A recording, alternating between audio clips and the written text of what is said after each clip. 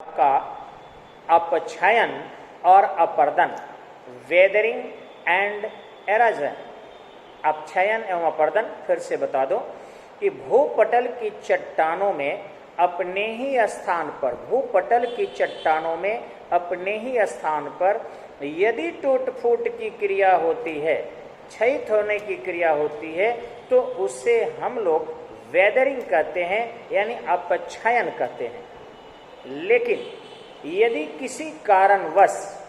किसी कारणवश चाहे वो बाह्य बल हवा के कारण हो, या हिम के कारण हो, या नदी के बहाव के कारण हो, और उस घर्षण बल के कारण यदि किसी आकृति में, स्थल में, भूपटल में, पहाड़ में, पर्वत में, स्थलाकृति में अगर कटफट की क्रिया हो रही है, तो उसे हम लोग अपर्दन कहते हैं, एरोजन कहा जाता है। ध्यान रखेंगे कि स्थलों के रूपों में परिवर्तन दो बलों के कारण आता है। स्थलों के रूपों में परिवर्तन दो बलों के कारण आता है। पहला होता है अंतर्जात बल, यानी इंडोजेनेटिक फोर्स, अंतर्जात बल, यानी इंटरनल कॉज के कारण यदि टूट फुट कटफट वगैरह होता है, तो उसे हम लोग इंडोजेनिक फोर्सेज कहते हैं। और इसके द्वारा जो इरेजन होता है वो बहुत ही सीमित होता है। लेकिन एक एक्सोजेनेटिक होता है, बहिर्जात बल, दूसरा है एक्सोजेनेटिक फोर्स, बहिर्जात बल। अब बहिर्जात बल से जो परिवर्तन होता है या कटफुट होता है, वह बड़े पैमाने पर होता है। ध्यान रखेंगे कि ज्वालामुखी की क्रिया जो है अंतर्जात बल के कारण होती है, यानी ज्वालामुखी जो है अंतर्जात बल के कारण होता है। ठीक इसी ढंग से भूकंप भी जो है आपका ये अंतर्जात बल के कारण है। लेकिन भूकंप कितने आते हैं या ज्वालामुखी की क्रिया कितने होती है? बहुत कम होती है। तो यानी इंडोजेनिक फोर्सेज से प्रकृति में जो टूट फूट कट फट अपर्दन की क्रिया हो या अपक्षयन की क्रिया हो, कम मात्रा में होता। लेकिन एक्सोजेनिक जो फोर्सेस है, उससे बड़े पैमाने पर हवा के बहाव हो जाए, या फिर बालू की तेज गति से जो है बहाव हो जाए, बड़े पैमाने पर हिम शैलखंडों में छत्रक का निर्माण हो जाता है, या हिमस्खलन होने लगे, हिम नदियों का बहाव हो जाए, या नदियां तेज गति से अपनी बहाव कर ले, तो बहुत सारे स्थलाकृतियों में परिवर्तन होने लगते हैं। ये सभी आपका बहिर्जात बल के कारण होता है और भूपृष्ठ पर इसके द्वारा बहुत ही ज्यादा परिवर्तन किया जाता है। ध्यान रखेंगे कि धरातल में उत्थान द्वारा विषमताओं का जब सृजन हो जाता है, धरातल में उत्थान के द्वारा विषमताओं का सृजन हो जाता है, उसी विषमता को समतल करने का प्रयास स्थापक बल के रूप में बाह्य शक्तियां करती है। अब हवा बहे और मान लीजिए कहीं ऊंचा हो तो टकराएगी, तो इस ढंग से ये जो बल प्रयोग करता है उसे समतलीकरण करने का कार्य करता है, और यही बल बहिर्जात बल कहा जाता है। यह बहिर्जात बल विशिष्ट स्थलाकृतियों का निर्माण करता है। बहिर्जात बल विशिष्ट स्थलाकृतियों का निर्माण करता है। अब ध्यान रखेंगे कि अपर्दन द्वारा बहुत से स्थलाकृतियां निर्मित होती है।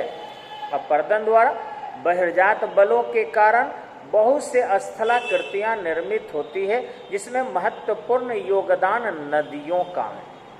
अर्थात नदी के बहाव के कारण कई मैदान भी कट जाता है, और जब वो काट कर बालू वगैरह जो भी ले जाती है, जहाँ निक्षेपित कर देती है, जहाँ उड़ेल देती है उस सारे कण को महीन, तो वहाँ पर फिर आपके डेल्टा का निर्माण हो जाता है, या फिर आपको वहाँ पर बड़े पैमाने पर द्वीप का निर्माण हो जाता है। तो ऐसा कई बार देखने में आया है कि जो नदियां हैं वह बड़े पैमाने पर स्थलाकृतियों के अपर्दन करके और एक नवीन रूप देने का कार्य करती है। ध्यान रखेंगे कि किसी निश्चित दिशा में ढाल के सहारे प्रवाहित होने वाली जलराशि किसी निश्चित दिशा में अपने ढाल के सहारे तिरछे है तो किसी निश्चित दिशा में अपने ढाल के सहारे प्रवाहित होने वाली जल राशि जो नेचुरल रूप से बहाव करती है, प्राकृतिक रूप से बहाव करती है, उसे नदी कहते हैं। नदी के लिए न्यूनतम लंबाई आवश्यक नहीं है, या नहीं है कि 50 किलोमीटर बहे ही तो नदी कहेंगे। अमेरिका की जो डी नदी है वह 1 किलोमीटर से भी कम बहाव करती है। अमेरिका की डी नदी विश्व की सबसे छोटी नदी कौन है? डी नदी है। और ध्यान रखेंगे भारत में तो खैर एक से एक नदियां हैं जो अपने ढाल के सहारे बहाव करती है। हाँ, ये जरूर है कि कुछ नदियों के मार्ग फिक्स अभी नहीं है, जैसे कोसी नदी है या दामोदर नदी है, इनका मार्ग फिक्स नहीं है।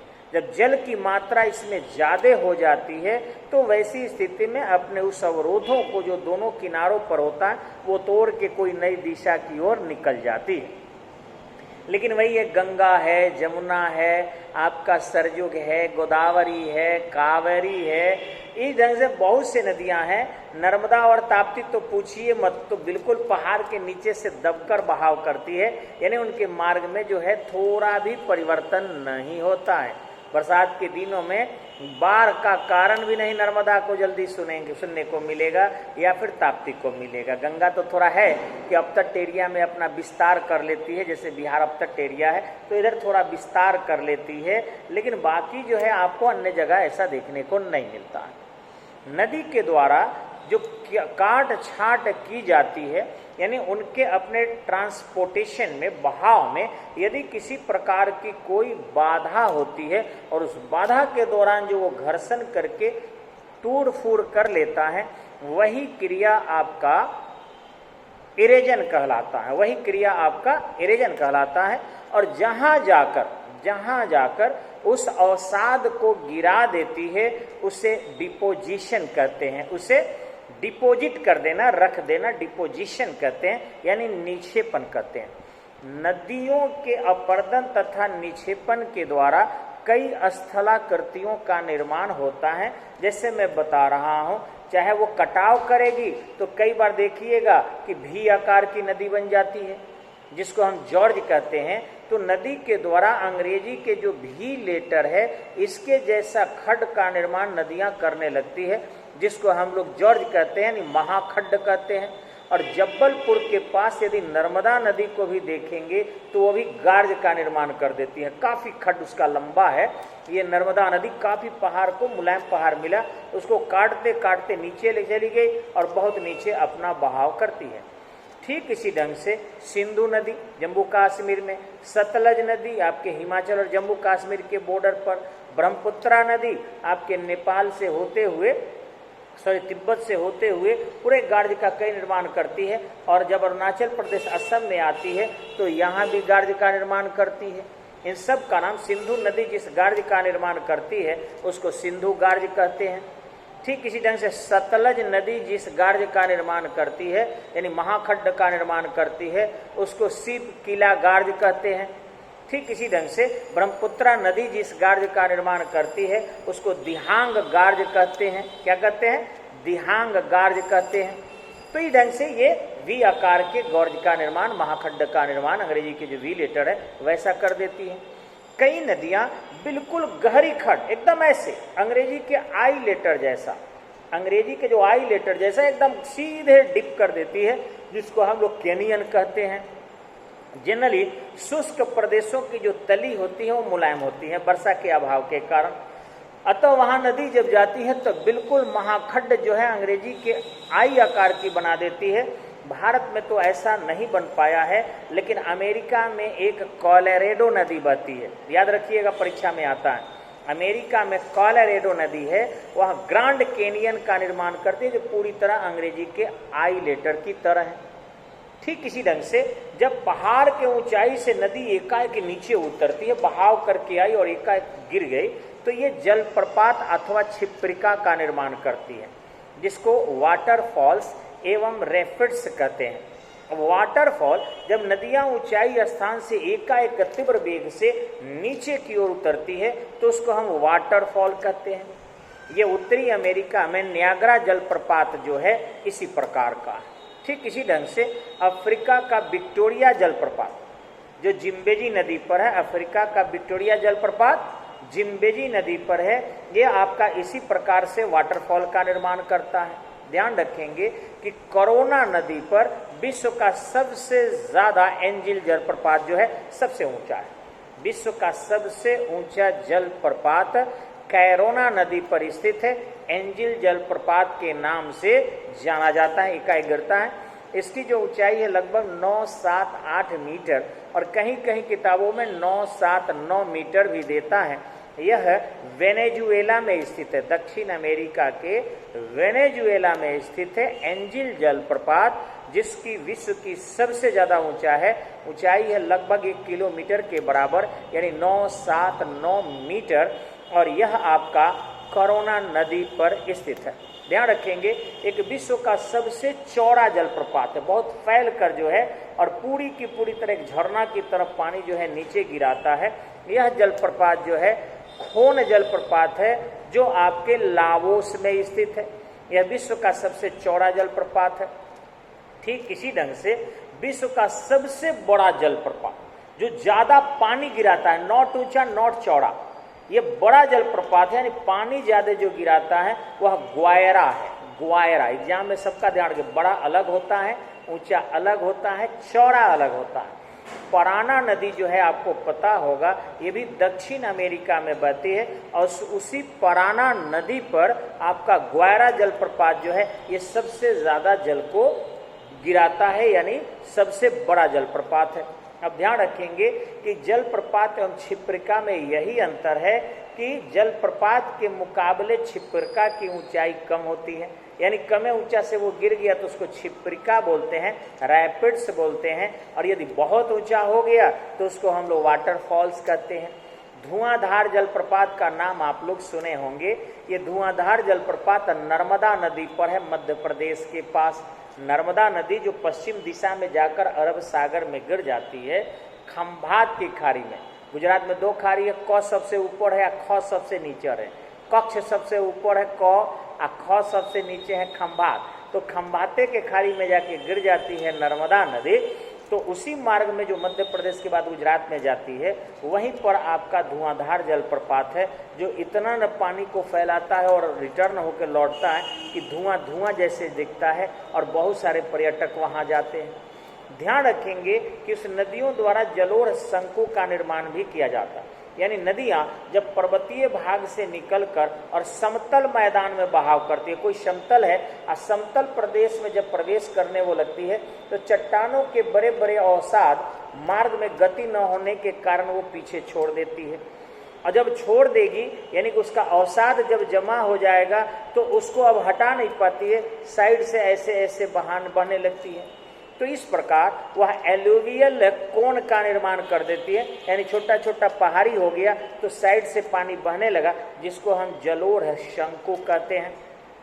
ठीक इसी ढंग से आपके मेंडर्स का निर्माण भी करती है, यानी नदियां विसर्पण करती है अपने मार्ग में। अब आपको कई बार क्वेश्चन आता है कि सर्वाधिक विसर्पण करने वाली नदी कौन है, तो मार्ग बदल रही है या निश्चित मार्ग नहीं है, कोशिका। लेकिन अगर सर्वाधिक विसर्पण किसका ज्यादा है तो गंगा का मारिएगा। वो थोड़ा थोड़ा भी अगर हो ना तो 20 से 70 किलोमीटर इंडिया में बहती है, तो वैसी स्थिति में उसका विसर्पण ज्यादा हो जाएगा। ओवरऑल देखेंगे तो वो देखिए निकलती है आपके गंगोत्री उत्तराखंड से और दक्षिण दिशा होकर तब पूर्व दिशा होती है, और फिर जाकर आपको थोड़ा उत्तर दिशा भागलपुर हो जाती है सुल्तानगंज में, और फिर पूर्व दिशा को होकर आपके पश्चिम बंगाल बांग्लादेश में चली जाती, फिर वहां से दक्षिण दिशा में आकर बंगाल की खाड़ी में ब्रह्मपुत्रा से मिलकर गिरती है। तो सबसे ज्यादा भारत की विसर्पित होने वाली नदी IAS में आया हुआ प्रश्न है बाबू, ये गंगा मारिएगा, गलती से भी आप कोसी न मारिएगा। हाँ, कोसी का मार्ग स्थिर नहीं है, ये जरूर ध्यान में रखना है आपको। वो मार्ग जो है उसका फिक्स नहीं है, गंगा का मार्ग फिक्स है, लेकिन ज्यादा घूमने का काम आपको जब भी करती है तो गंगा मारिएगा, आया हुआ प्रश्न है। तो इस ढंग से नदियां जब जो है अलग अलग अपने धाराओं को लेकर बलखाती चाल से मुड़ते हुए विसर्पण करते हुए चलती है, यानी ये साकार की होते जाती है अवसाद के बोझ के कारण, तो उसी का हम उसको मिंडर्स कहते हैं, यानी नदी का विसर्पण कहते हैं। अब गोखुर झील क्या होता है कि नदियां जब बहाव करती है तो अपने तेज बहाव के कारण कई बार वो मार्ग बदल करके ओवरलैप होके भी बहने लगती है, लेकिन जब भी उसी बहाव में कहीं कोई कमी आ जाती है तो वो सीधा होने लगती है, और जो साइड में गाय के खूंड जैसा, यानी लगभग छोटा कोष्ठ के जैसे ऐसे मुड़ जाता है, उस टाइप के अगर कहीं मोड़ बना ली है जिसमें जल भर जाता है, ज़्यादा जल के समय जल हो जाएगा, और कल जल के समय बहाव उधर से नदी अपना रोक देती है, उसे ऑक्सबो लेक कहते हैं। आमी जो है आपके सारण जिला में एक जगह है, वहाँ जाएंगे आपको वहाँ गोखुर झील ही गंगा का है। एनी टाइम अंबिका भवानी के चरण के पास गंगा जी का पानी मिलेगा, लेकिन वो बरसात के दिनों में फुल गंगा, और बरसात नहीं रहा तो वहाँ से गंगा करीबन 2 किलोमीटर 3 किलोमीटर दक्षिण चली जाती है, लेकिन वो गोखुर झील एकदम मंदिर के चरण को स्पर्श करता है, तो वो गोखुर झील है। ठीक इसी जंग से डेल्टा का, यानी त्रिभुजाकार, नदी अपने मार्ग पर मुहाना बना देती है और ऐसे तिरछे करके और पूरे डेल्टा बना देती है। वो अवसाद को जब अपने मार्ग में छोड़ देती है तो वही आपका डेल्टा हो जाता है। ठीक इसी ढंग से डेल्टा भी कई आकार का होता है, कुछ चापाकार डेल्टा होते हैं, पतला और बड़ा सा एरिया छोड़ दिया, नदियाँ आसपास से बहाव करने लगी, बारिश के दिनों में पूरा ओवरलैप कर जाती है और ऐसे आपका नहीं कर पाती है। ठीक इसी ढंग से पंजाकार डेल्टा, कई बार जो है नदियाँ पंजा के आकार, चिड़ियों की पंजा जैसा ऐसे ऐसे मिट्टी छोड़ते जाती है, तो उसको पंजाकार डेल्टा कहते हैं। और कई बार जो ज्वार नदीमुख डेल्टा है, ये नर्मदा और ताप्ती के डेल्टा को हम लोग कहते हैं ज्वार नदीमुख डेल्टा, वैसा निर्माण हो जाता है। ज्वार के कारण कुछ आ गया और नदी बहा कर ले गई, ज्वार के कारण आ गया नदी बहा कर ले गई, तो ज्वार नदी मुख कहते हैं। और ध्यान रखिएगा कि ये क्वेश्चन बार बार आता है कि एस्चुरी का निर्माण सबसे ज्यादा कौन सी नदी करती है। तो जब भी ज्वार नदी मुख आ जाए, एस्चुरी आ जाए, तो नर्मदा मारिएगा पश्चिमी अरब सागर में, या ताप्ती मारिएगा। एस्चुरी का निर्माण नर्मदा और ताप्ती करती है, और डेल्टा अगर आ जाए तो गंगा भी डेल्टा करती है, गोदावरी भी डेल्टा का निर्माण करती है, कावेरी भी डेल्टा का निर्माण करती है, लेकिन सबसे बड़ी डेल्टा अगर भारत में आ जाए तो आप उसे गंगा का ही डेल्टाई क्षेत्र मारेंगे। अब ध्यान रखेंगे कि ये तो रहा नदी